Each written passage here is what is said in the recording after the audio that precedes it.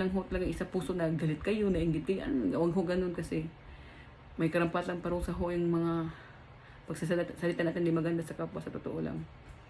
Kaya kahit ganun man ho kaganda ho yung nakikita natin, kahit ganun kahit gusto mo i-compare sarili mo, learn to appreciate po. Appreciate lang talaga maganda.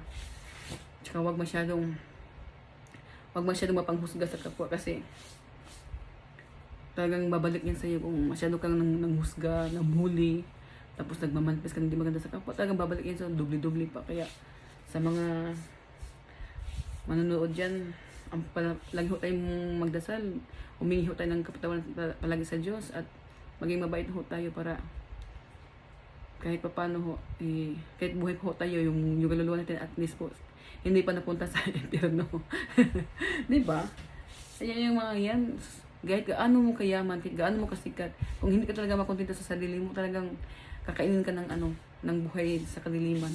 Kasi, yung hindi talagang nag-iisip ka na hindi maganda sa kapwa eh. Yung sarili mo na masyado kang yung mga nasa kadiliman, masyadong materialistic ba? Hindi makontento sa buhay.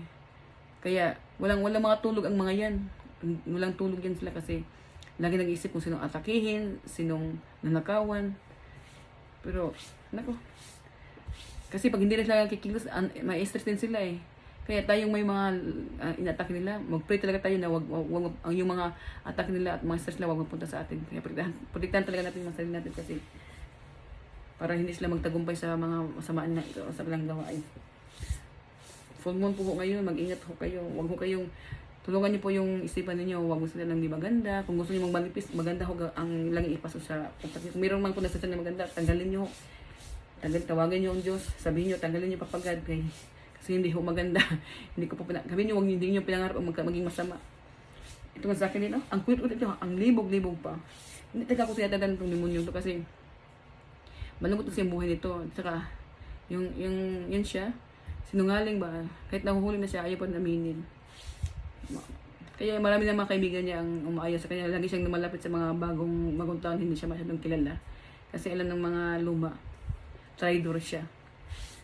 Kahit mga kaibigan niya, kinukulam din niya. Lalo na pag hindi siya pinapalo. Yung halimbawa, nag-debate sila, tapos talo siya. Hindi siya tatanggap natatalo siya, hindi siya papayag nun. Kaya dinadaan niya sa black magic. Atake niya. Halimbawa, may sasakyan kang maganda, yung kaibigan niya magsasakin maganda. Gagawa na niya ang ritual para masira yung sasakyan. Na-experience ko din yan. Yung gawa na sa akin, babae. Tsaka ito din kasulmate ko na gusto, may lahat ako mga kaibigan ko. May party kaming gagawin. Biruin mo, kahit na, kasi dito sa Japan, lagi kasi may check yung sasakyan namin. Sa laging may check yan. Kung may sira ba o wala. Kakaka-check lang ng sasakyan ko, ilang buwan lang. Bigla ba naman na, tapos ginamit ko pa siya nung mag-aga pa bago ako lumabas papunta mga kaibigan ko. Maganda pa yung takbo. Pag bigla kong gagamitin na, hindi na umaandar. Inaatake ko. Tapos sinabihan ko lang, ibalik mo yung sasakyan, ibalik mo yung huwag mong harangan yung sasakyan, huwag mong sirain. Tinawag ko talaga ang Diyos, nanggat lang ako sa kanya. Talaga, bumalik talaga yung yung engine ko. O diba, ingitero sila, no? Hindi masaya ang buhay, kaya nang-atake ng mga tao. Malungkot kasi buhay nila. Kahit gaano kayaman, talagang pag masama talaga ang ugali mo, tsaka yung maitim ang budihin mo, talagang kahit kailan hindi kami masaya. Tsaka yung itong nakakonect sa akin, mga attention seeker. Alam mo yung, halimbawa may mga kapwa, pogi pa sa kanila, tapos mabinta kumpara sa kanila. Nila, kaingitan nila, sisiraan nila. Mga attention seeker itong mga to eh. Yeah, gusto din nila ng mga drama na alam mo yung sinisiraan na siya ng mga kaibigan niya kasi na may mga scandal siya. Dito siya amin pero gusto niya pag-usapan kasi lalo siyang iniisip niya, ay sikat ako kaya yung mga ganun. Talagang napakababaw lang ng Tapos kahit nakakahiya na yung sitwasyon, makapal pa rin ang mukha, di ba? Naman yun? Nakakaawa yung dito ba? Talagang may problema siya dito. Tapos ang lakas pa magsabi na ng kasinungaling na halimbawa ha.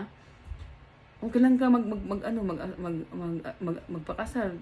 Ilan ang anak na gusto mong tapos tatanungin sasabihin lang, depende lang sa mga asawa ko kasi masakit kasi magpaanak na. Hindi, mga ganun. Yun pala, hindi pala yung totoo, ano pala yun, atake pala, ano pala yun, kunwari pala mapag-usapan lang. Tapos yung mga taong kakunik niya, inatake pala niya. Kaya mag-ingat ho kayo dyan, huwag ho kayong masyadong magpaniwala sa mga ganyan. Sa mga mahilig sa mga idols dyan, ako mag-ingat ho kayo.